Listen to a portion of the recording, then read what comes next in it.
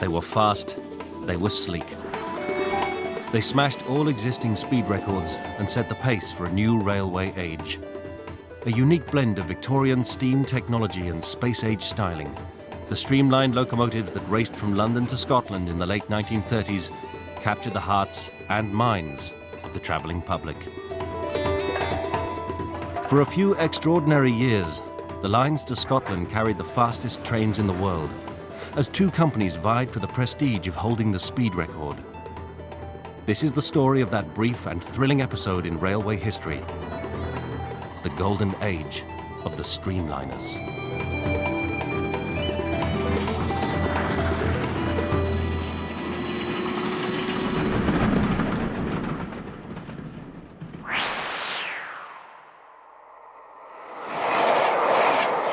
Britain's railways are changing, and history is repeating itself.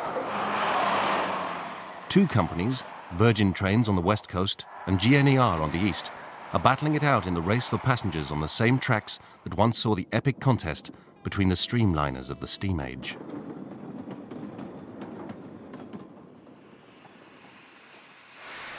The 1930s, they had style, didn't they? And both the LNER and the LMS had styling competitions. They were going to be the fastest, they were going to set records, staff did walk taller as a result. So there's a touch of romance there, there's a touch of heritage, a touch of history, which I think appeals to everybody, but particularly the British. I think the British are very, love their railway system. The railway age was born out of Britain's Industrial Revolution. A lot of heavy goods had to be shifted, and the railway was invented to do just that. Passenger trains came later and began running to regular timetables. The railway introduced a new concept to a horse-drawn world: speed. The impact of speed was quite remarkable. The railway, through its timetable and through its very nature of operation, made people aware of minutes for the first time. The railway produced timetables which said that a train would leave at 10:17 and would arrive at 11:23. And that imposed expectations and disciplines and requirements on not only themselves, the way they operated the trains, but also on their passengers. They bring a whole new understanding of what time meant, and of course they help businessmen understand that time is money.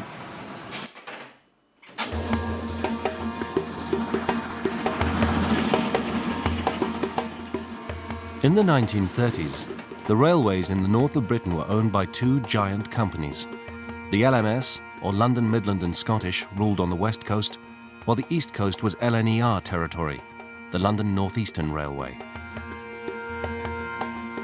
Both ran between London and Scotland, and both claimed to be the finest railway in the world. Since they couldn't both be right, each had to prove the point by upstaging its rival at every possible opportunity.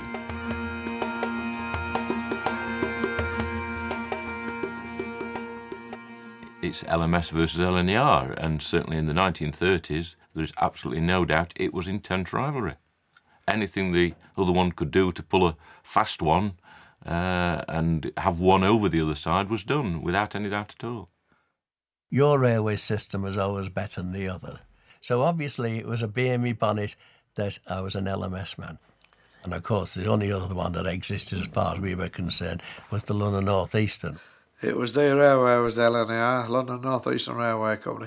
To me, you were always proud of the company you worked for.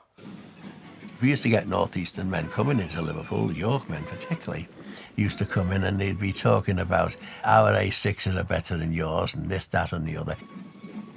But a North Eastern man was taught to think for himself, you see, and that's what they didn't like. But, having said that, whenever there was any foreman's vacancies and that on LNER, by God, Midland men were always putting in for them. They knew the best company was to work for. They ran on separate routes to different destinations, and the rivalry was more about prestige than territory, but it was good for business. It was in everyone's interest in the individual companies to fly their flag, to be the best, the fastest, the biggest, the most powerful, the best service, the most famous train. it all developed into the rivalry between the two companies. And this has never gone away. It's still there today. The flagship of the LMS on the west coast was the Royal Scot. The 10 a.m. express from London Euston to Glasgow.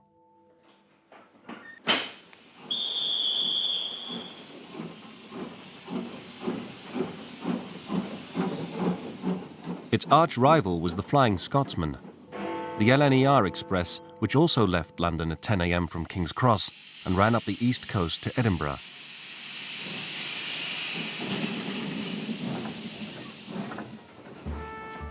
But the Flying Scotsman sounded a lot faster than it actually was.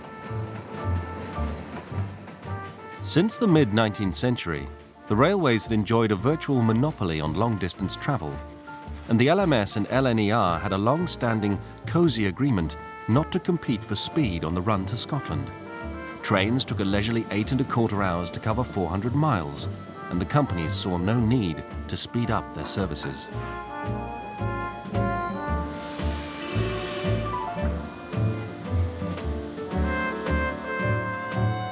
But by the 1930s, the world had moved on, even if the railways hadn't. Now road travel, lorries, buses, and increasing use of the private car began to threaten the railways. Something needs to be done. The railways need to sharpen up their act. They need to be able to say to a public that's becoming more and more used to the idea of travelling by other forms of transport that the railways have something to offer, that the railways should still be at the heart of the country's transport network. The LMS and the LNER realized that it was high time they improved their act. In 1932, their agreement not to go for record speeds was scrapped, and the stage was set for an epic duel between these two giants. The race to the north was on. The LNER set out to project an image of speed with a series of publicity films. A bizarre three-way contest between a light aircraft, a speedboat, and the LNER appeared to show that rail travel was as fast as flying, and going by boat wasn't.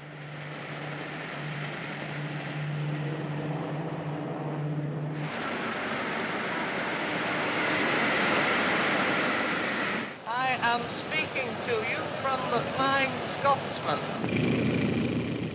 Another modern marvel, radio, was demonstrated, proving that a train could talk to a plane, even if there was nothing much to say. Hello, G5FL. Ex-Canada calling and hearing you perfectly. We had no difficulty identifying you from above. Expect to reach Glasgow via Edinburgh 4 o'clock.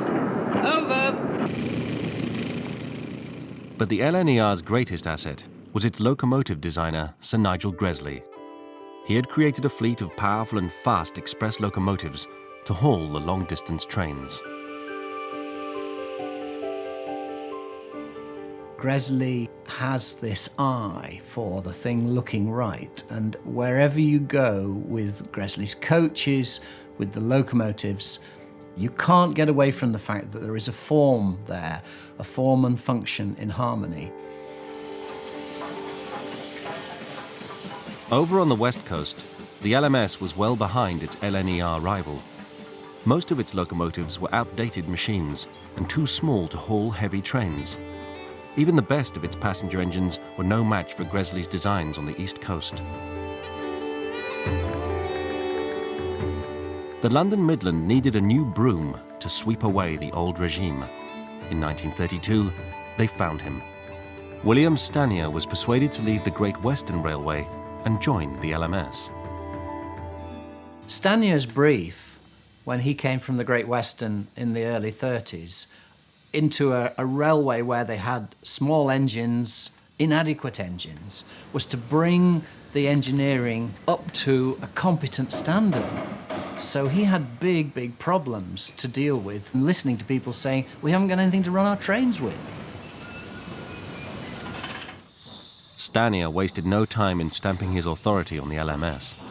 Soon the obsolete locomotives began heading for the scrapyard as new and far better Stanier designs replaced them. the London Midland Scottish was shaping up for a showdown with its arch rival.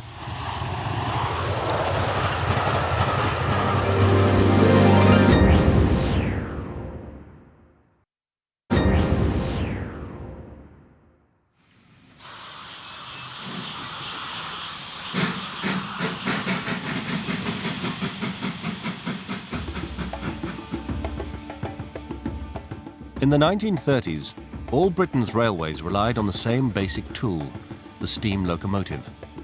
It was a machine which had barely changed since 1830. Locomotives got bigger and heavier, but the formula stayed the same.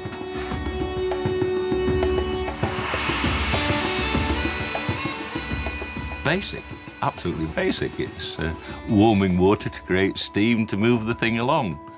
And it's as basic as that. The same force which lifts the lid of the kettle can produce almost unlimited power, which the locomotive designers learned to harness. It was simple, but it worked. More modern designs of diesel and electric locomotives were not yet able to mount a serious challenge to steam on heavy, long-distance runs. But steam supremacy was beginning to be challenged overseas. In Germany, Adolf Hitler's Nazi regime was determined to promote German technology to the world. The cities of Hamburg and Berlin were linked by a lightweight diesel rail car known as the Flying Hamburger, running at up to 100 miles per hour.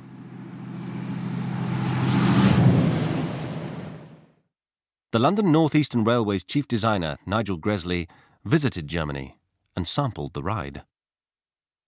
And Gresley took the view that although the diesel multiple unit might provide useful service in some circumstances, he was convinced that the slightly more conventional steam train, with more facilities on board and hauled by a steam locomotive, could do the job at least as well. Steam engines might look old-fashioned, but they were robust and reliable. They were also just as fast as the diesel. In 1934, Gresley's Flying Scotsman locomotive set a new British speed record of exactly 100 miles per hour. He firmly believed that steam was still the future, but saw that it had a growing image problem.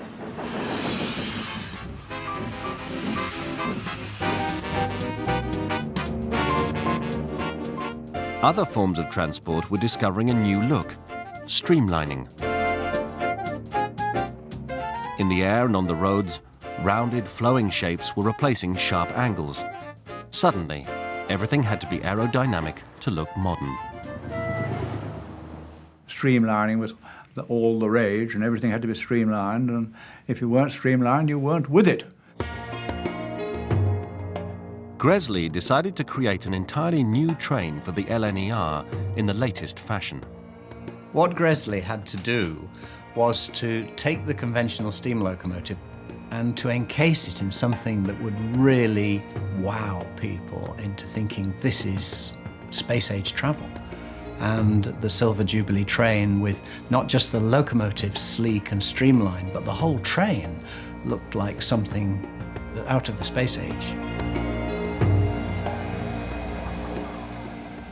After only 6 months, Gresley and his team had finished the job.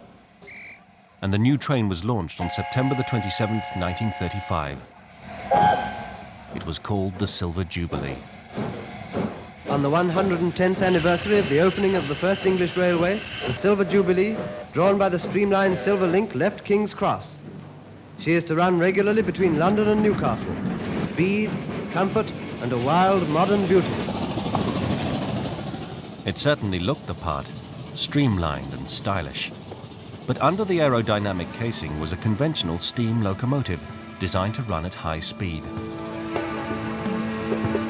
On its first run, the streamliner soon got into its stride, breaking the 100 miles per hour barrier south of Hitchin.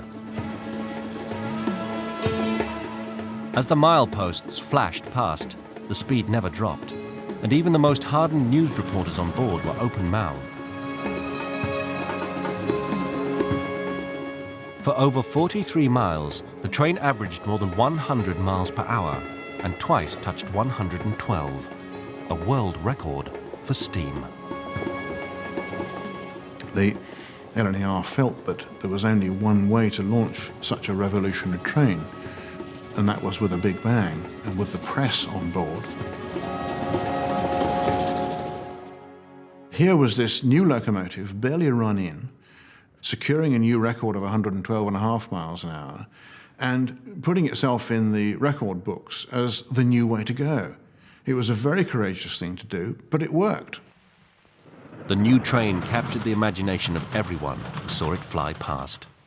It was the Concorde of its day. It caught the imagination. People would stand and on station platforms just to watch these trains go past. The star of the show is the new Pacific engine, of the type which draws the Silver Jubilee Expresses. School children are there in force to pay homage to sleek speed and silver streamlining. A streamlined train, all painted silver, hauled by a silver-painted locomotive that in itself was streamlined. I mean, that really was absolutely breathtaking. I can remember it ever so well, seeing it streaking along this wonderful silver streak. It was exactly what it looked like, perfectly lovely, especially if there was a bit of evening sunshine. You'd get a distant view of the train coming along, and that's when, if it were perhaps a streamliner, the cry would then go up, "Streak!" Everybody gets frightfully excited. And then 9 times out of 10, of course, the driver would whistle.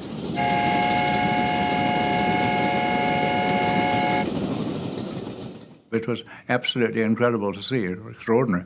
Very, very impressive. But the operational problems of running a high-speed service were enormous. In the 1930s, the railway was a crowded and busy place. There were slow-stopping trains that called at every wayside station. Most freight still went by rail, carried by a fleet of 1.5 million goods wagons. As they clanked and rattled along at 30 miles per hour, they clogged up the system in all directions. But freight was the railway's biggest earner, and the wheels of industry had to be kept turning. And all these movements had to be protected by a forest of mechanical signals. To give you an idea, from York to London and back, there was 800 odd signals you had to learn. You had to know who controlled every signal box, every pair of points and shunts, where they could put you inside, where they could run you around your train. You had to know all that. The Silver Jubilee needed a lot of track to stop safely, and clearing a path for the high-speed service was a signalman's nightmare. Nothing was allowed to get in the way of the LNER's flagship service. The Silver Jubilee I did travel on, but I gather if you were a North London commuter, you were not at all amused by the Silver Jubilee. Invariably, you'd get stuck in a loop line waiting for the darn thing to go roaring past. Everybody's sitting there in great comfort, having a drink or whatever it might be, and I don't think it went down at all well with the locals in North London. But anybody living up in the north of England, of course, it's absolutely a marvellous service. They had very good catering facilities on them. This means a kitchen car, and this will mean a chef in proper kit. We're not talking paper cups here, but a proper chef with a white hat on. So when you're going along on this superb train doing your 90 miles an hour and you're actually eating a very fine, well-cooked roast meal, and the whole thing is quality, from the streamlining to the speed, to the food, to the service, the waiter, properly dressed, a liveried flunky, properly done, high standards. The slow goods trains were often stuck in loop lines, waiting for the streamlined express to pass. Their crews enjoyed rather more basic catering than the Silver Jubilee's passengers, but improvisation was all part of the job. And of course, you'd be inside loops for hours. They used to like to make a fry-up, which I have done myself. It's a very rare person who doesn't start sniffing with anticipation at the smell of bacon or eggs frying. You've only got to mention the word and you can almost smell it no matter where you are. The ability to utilise this wonderful fire and make a frying pan out of the shovel, which is superbly shaped to retain the fat and be able to braise the egg yolk, as it were, makes you feel really good, doesn't it? And there was nothing nicer than a little bit of egg and bacon on the shovel.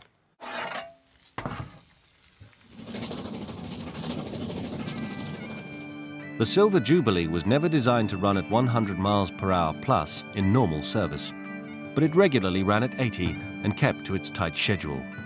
The press and the public loved it, and it made a profit.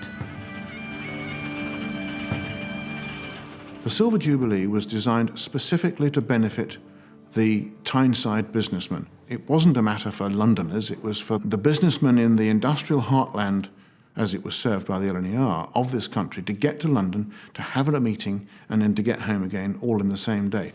A wonderful example of concentrating on what the passenger wanted. The LNER was clearly winning the race to the north. The LMS rival realized that something had to be done, and done fast.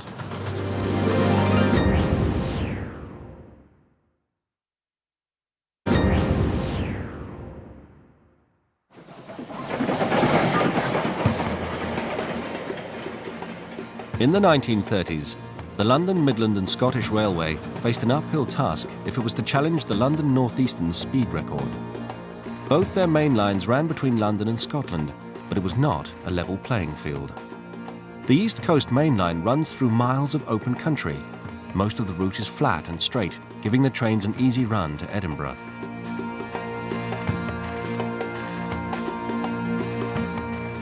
But the West Coast Line passes through the industrial Midlands, then twists and turns as it climbs over the Cumbrian hills at Shap Fell and Beattock in the southern uplands of Scotland, before reaching Glasgow.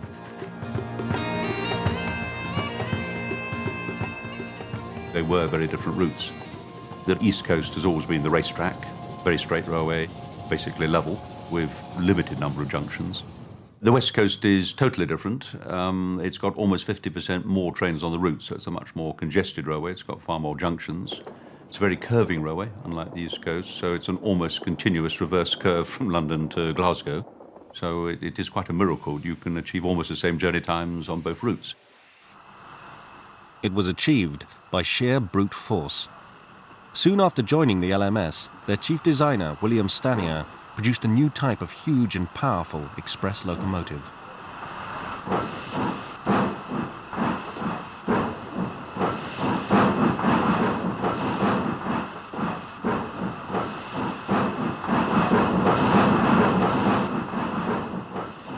In 1936, number 6201, Princess Elizabeth, set out from Euston to challenge the LNER's lead in the race to the north, with a 400-mile non-stop run to Glasgow.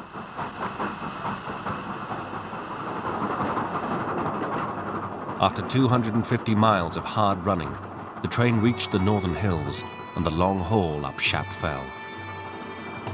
They go racing through the Lune Gorge, and now they're heading for T-Bay and Shap, and they're really, really going for it. It must have been fantastic atmosphere on the footplate, because they know what's ahead of them. They said, this is it, this is what we're going for. I think it must have been absolutely brilliant. And then you come through T-Bay on the whistle, you know, shooting through. It's sobering to just think about what's happening with a steam locomotive on these high-speed runs. The amount of coal that these guys had to shovel when the locomotive is performing up Shap, it just goes on, and the shoveling never stops. Because of this awesome furnace that had to be fed.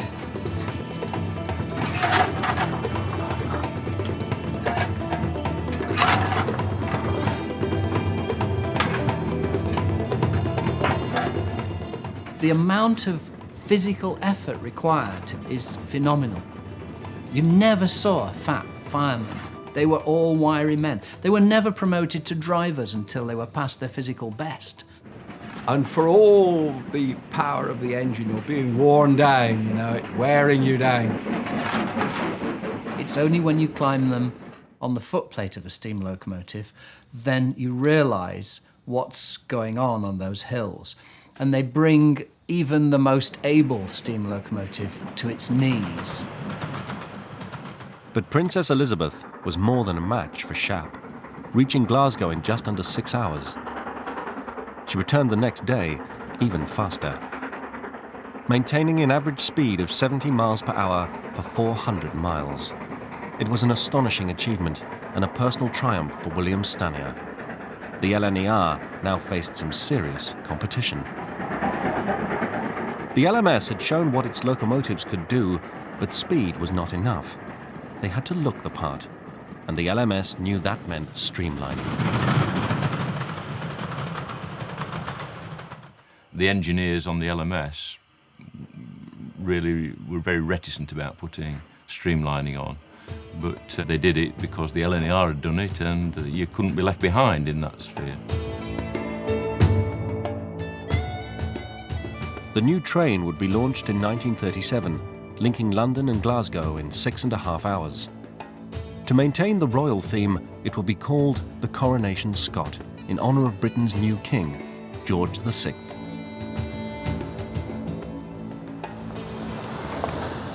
But amid the celebrations, there were other headlines. Adolf Hitler was not only making the trains run on time, he was rearming. There was even talk of a possible war. Britain badly needed some good news, and the railways were determined to mark the coronation in style. The LMS began building its new streamliner. The locomotives, designed by William Stanier, were an even more powerful version of his original design. It's fairly well known that the design team were given the brief, put the biggest set of wheels underneath the biggest boiler to the maximum size loading gauge you can, and see what we come up with.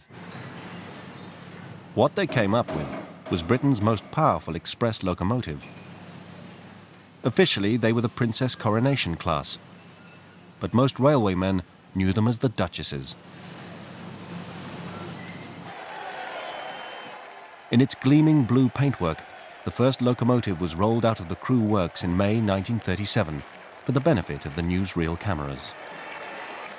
Before an admiring crowd, the Coronation Scot, the LMS contribution to improved travel in Coronation Year, takes her bow. As a debutante, she makes a great impression. Her streamlined figure, proof of what can be done if a girl wants to be faster than 70 miles an hour. And this is the Duchess. I mean, that's the ultimate locomotive. In my mind, there's no doubt about it. The ultimate's got to be a Duchess out of Euston. Fantastic things. And her creator, Mr. Stanier, looks well pleased. In fact, Stanier regarded the streamlining as little more than a marketing gimmick. He knew it made little difference to performance.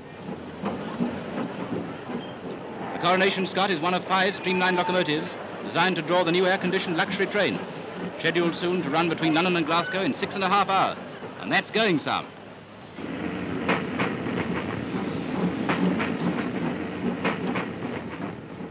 And to remind the travelling public just how far the modern railway had come, the London Midland staged another photo opportunity for the cameras.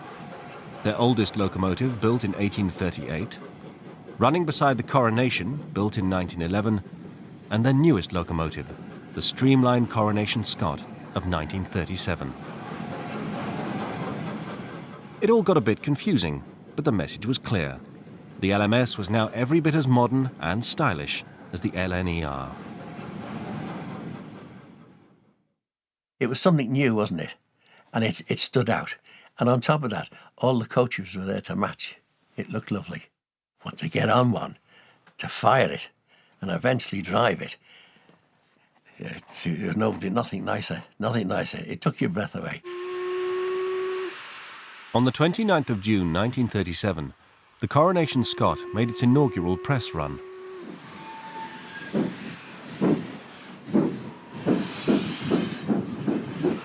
"100 journalists and railway officials took part in a test run from Euston to Crewe and back that provided such an orgy of speed as has never before been indulged in over LMS metals." It was an orgy they would remember for the rest of their lives. The LMS now set out to beat the speed record on the downhill run into Crewe, but they were taking a big risk. From 85 miles an hour, the speed rose quickly to 100. Faster yet and faster, eating up the miles. 102, 105, 108, and she's still accelerating. Crewe Station and a 25 miles per hour speed limit were fast approaching, but the record was still not in the bag. The rhythm of the exhaust grows stronger, faster. 112.5 miles an hour for 2 miles, smoothly surging over the metals. A supreme effort, and Coronation has done it. 114 miles an hour, the highest speed yet attained in the Empire. With only 2 miles left to run, the brakes were slammed on, but the heavy train was going much too fast for safety. As the train shot into the station yard with sparks streaming from its brakes, it was still doing almost 60 miles an hour. As it hit the sharply curving track leading into the platform, the locomotive lurched wildly. It stayed on the track, but only just.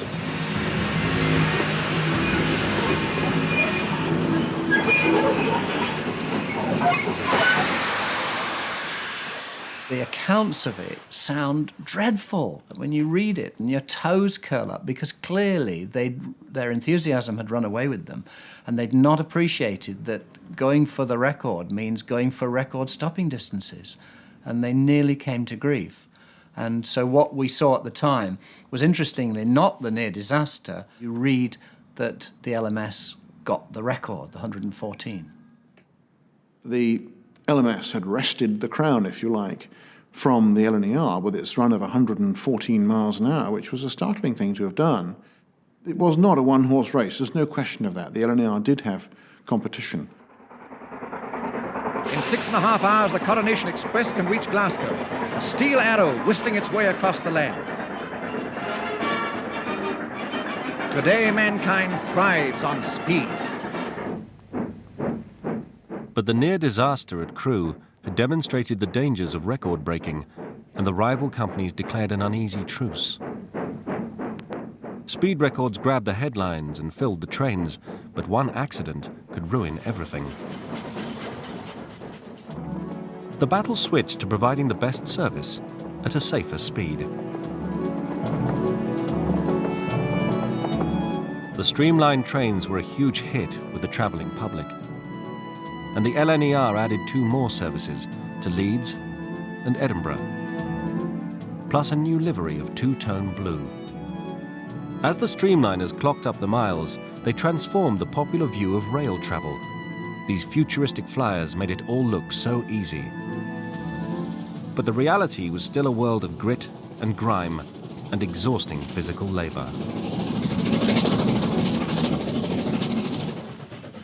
For underneath the glamorous exterior, they were still coal-fired steam engines, demanding very special qualities from the men who worked them.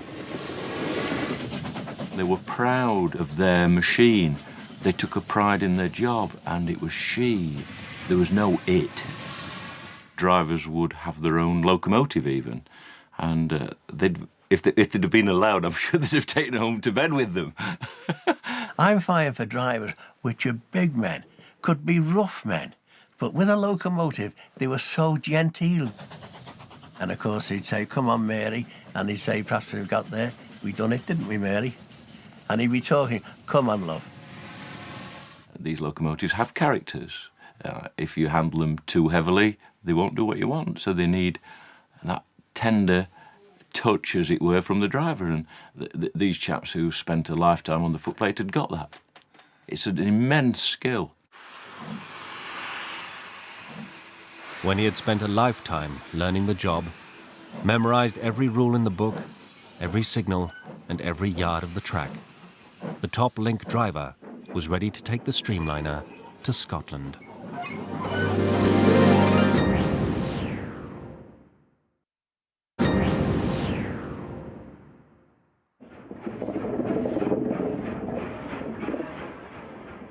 Running the record-breaking streamlined trains of the 1930s was a round-the-clock operation. The preparations for a high-speed run to Scotland began long before the driver got the starting signal. Like the finest thoroughbreds, the streamlined icons of the steam age needed a lot of coaxing into action. Fires need coal, and the coal needs to be shoveled, and the tender needs to be filled, and the coal stockpile needs to be topped up. So it's a massive train of events to actually get to the point where you're ready to move the locomotive 1 yard, never mind 400 miles. It may have been only a machine, but the express steam locomotive wove a powerful spell on all those who entered its world. There the locomotive stands on the shed in the cold and the dark, and you've got to bring it to life. When you've got 150 tons plus of cold steel and cold water, it's a very cold, inert object.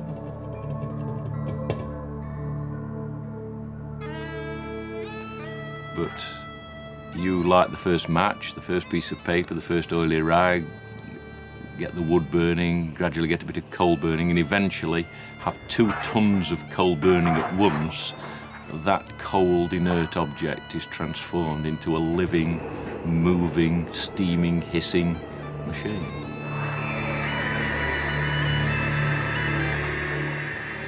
The person that lights the fire, brings it to life. It's like waking giant up.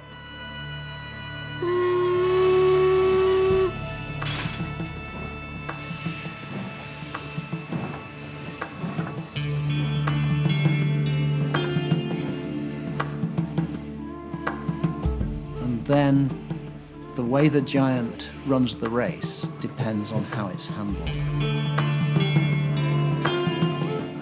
It's a living thing. It's not just like a car where you turn a key and away you go. It's a work of art, a work of engineering art. If you are not master of the locomotive will be master of you. And that's an awesome position to find yourself in.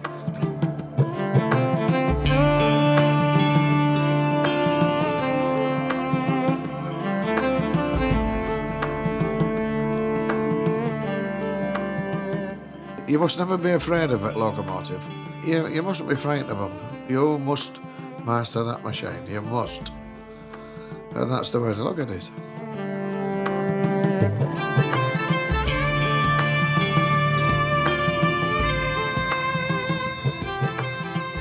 It was a thrill. It was a thrill. And at the end of the day, when you'd done it, it was an achievement. I'd been that little fella controlling terrific power, and doing a good job of it.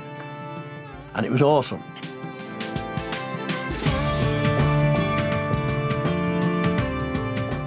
The steam engine is fire. In fact, the steam engine is earth, air, fire, and water. It's elemental.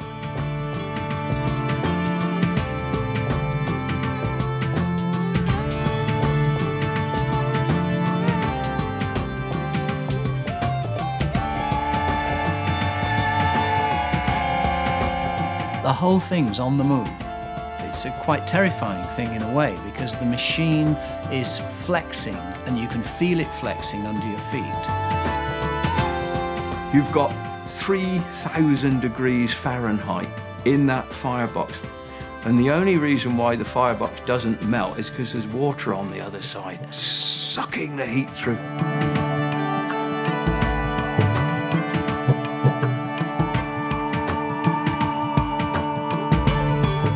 There is nothing more exciting than being on a steam locomotive at speed. Awesome, absolutely awesome. Unlimited power, absolutely unlimited.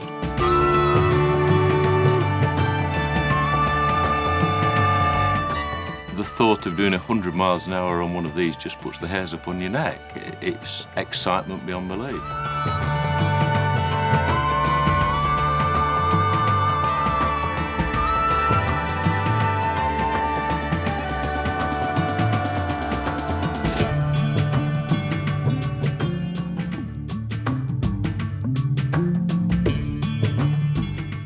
driver was somebody who everybody looked up to, because they knew it was a lifetime's work to get on the principal express of the day. It was equivalent to being a Concorde pilot today. They knew they were good at what they did. And this is going to make you feel good inside, isn't it? I'm a skillful man, you know. And of course, if everything's going all right, there's nothing nicer. Because on my job, whether it be hail, rain, frost or snow, it's been beautiful. You were there, and even Mother Nature was looking on and saying, well, they're not doing so bad, those two lads today, are they? She's going all right.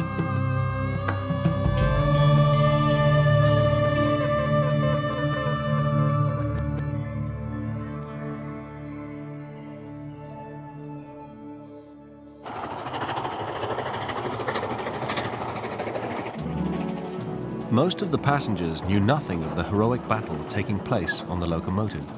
They weren't meant to. All they needed to know was that their journey was comfortable and fast, a lot faster and a lot more comfortable than going by road.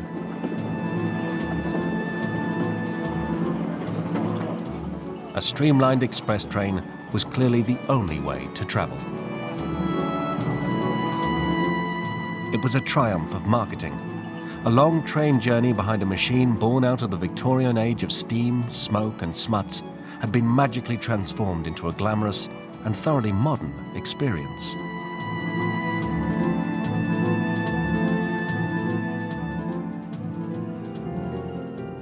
But the old rivalry was still simmering away.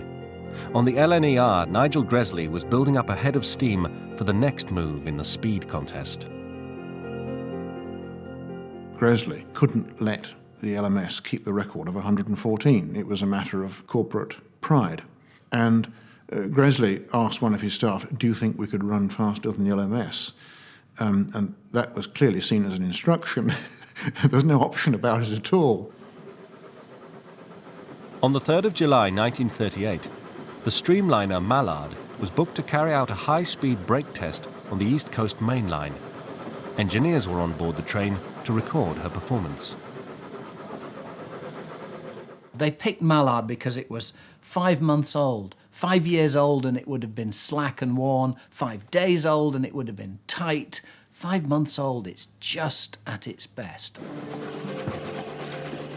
As driver Duddington gave Mallard her head, the speed rose steadily past the magic 100 miles per hour figure. All on board realized that this was going to be something special. As the train bucked and swayed, the speed recorder crept past the record 114 miles an hour mark. Now Mallard was into uncharted territory. But she was not finished yet. Going flat out, she reached 120, 2 miles a minute. And for one brief moment, the speed touched 126 miles per hour. A new world record for steam locomotion. It was steam's finest hour. It was about prestige, it was about trying to make people feel good about the country, about the railway, and it was done with great panache. The LNER were out in front once more. It was time for the LMS to fight back with yet another publicity stunt. The Coronation Scot is the pride of Britain's railways. So today, 100 tons of the finest work of British engineers is en route for a 3,000-mile tour of the US before going on show at the New York World Fair. So here's good luck to the Coronation Scot, off to show them what we can do in the way of modern transport. But in America, the Coronation Scot met the future, and the future was diesel. The British train was much admired, but even the most aerodynamic streamlining couldn't hide the truth. It was a steam locomotive, and in America, steam was fast becoming history. But all thoughts of modernizing Britain's railway system came to an abrupt halt on the 3rd of September 1939, as the railways went to war.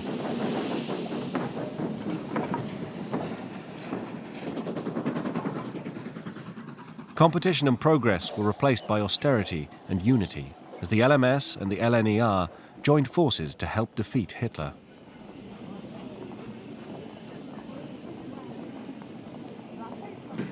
One of the first casualties was luxury travel. The special coaches were put into store, and the streamliners now had to haul whatever was required to help win the war.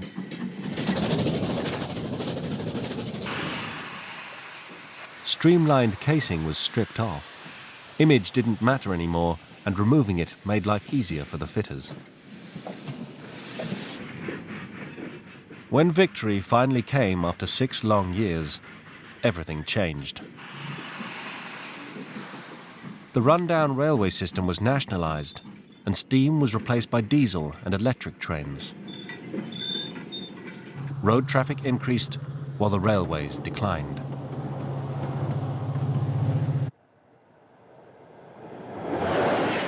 Today's basic railway is a shadow of the pre-war network, and the luxury streamliners of the 1930s are a distant memory. But the routes they travelled on still carry some of Britain's fastest trains, and privatisation has reawoken old rivalries. On the East Coast, GNER evoked the spirit of the 1930s, keeping alive the name of the Flying Scotsman. The Flying Scotsman did evoke the idea of great speed.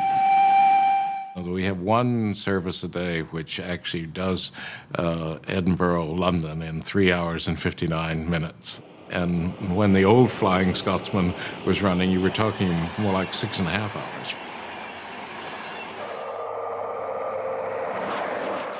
On the West Coast, Virgin promotes a futuristic image with the Pendolino tilting train.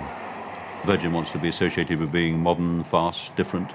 I think the Pendolino captures that beautifully. It does look a sleek Concorde on the railway. The service on the train is different. It's younger people. It's a faster service. The style is different. And let's enjoy the difference. Although Mallard's record was never broken by a steam locomotive, the modern streamlined trains do it on a daily basis. But nothing can quite recapture the romance of the steam age, when Britain's streamliners ruled the rails and led the world.